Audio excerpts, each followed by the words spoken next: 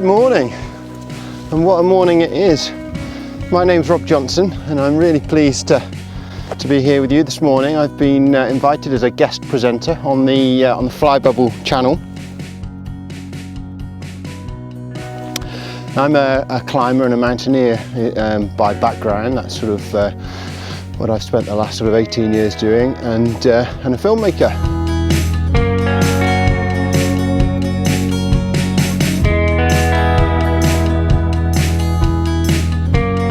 So here I am with the opportunity to share my newfound love of paragliding with you, and perhaps talk to you about what the attraction is and what drew me into it.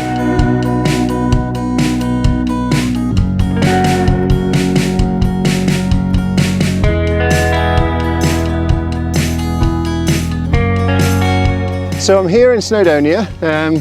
I've got up for sunrise, got up early this morning, had my porridge.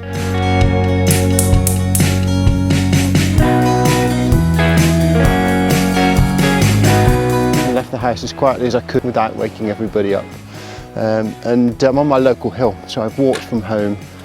It's about an hour and a half's walk, I guess, up here, and I've come up for sunrise.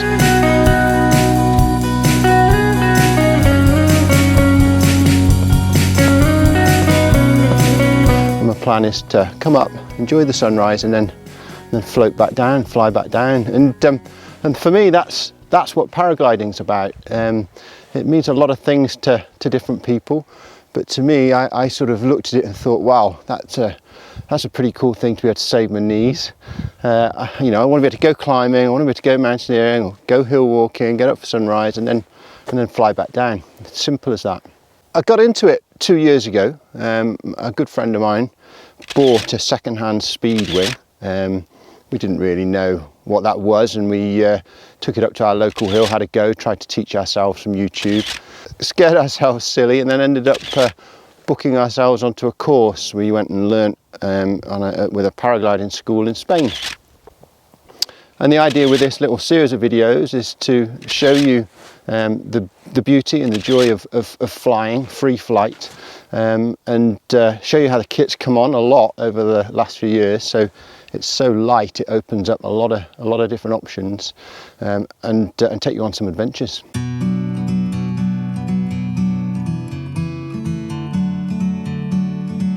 So one of the questions I get asked a lot when people see either me land or see the images that I put up is how do you learn? And as I said, we bought ourselves a wing, tried to teach ourselves, and struggled. So yeah, we went out to Spain and did our elementary pilot and our club pilot qualifications out there, and then I had a bit more training when I got back to the UK, because I definitely felt the flying environment was different.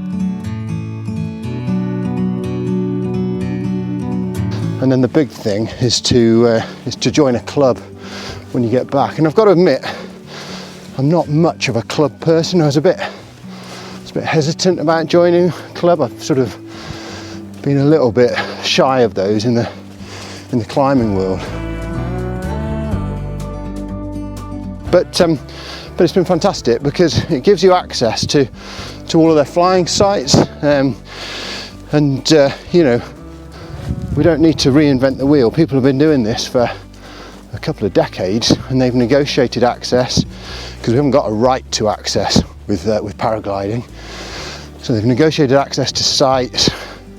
They've tried all the bad sites where they don't work, and people are really super keen, super willing to help with advice, and it gives you access to forums and weather and see what other people are up to. So that's probably my number one top tip, is join your local club, and then wherever you want to fly, join that club as well, because it doesn't cost a lot. I think the club up here in North Wales is like a tenner for a year, so you can join as many as you want, and it just gives you access to people and to knowledge, and that's really, really valuable.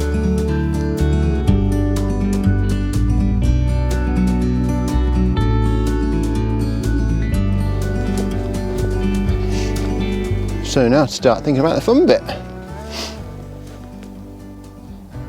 And I've used this takeoff before. I know the farmer, and he's kindly let me fly from here. I'm looking to have a little bit of wind, so a little bit of headwind just means it's a lot easier getting the glider up over your head, and then launching is much easier than trying to do it with no wind. It means you can get off the ground fairly quickly. And here it's quite bouldery, so I don't want to be sort of running down the hill for too long. This is where the technology has really changed over the years, because my glider is just so small and so light. I mean, that's it. That's your wing, and that's 1.8 kilos. And then the rucksack is only about 300 grams heavier than my mountaineering sack, with a harness built into it. And then on top of that, I carry a reserve parachute in case things go dreadfully wrong.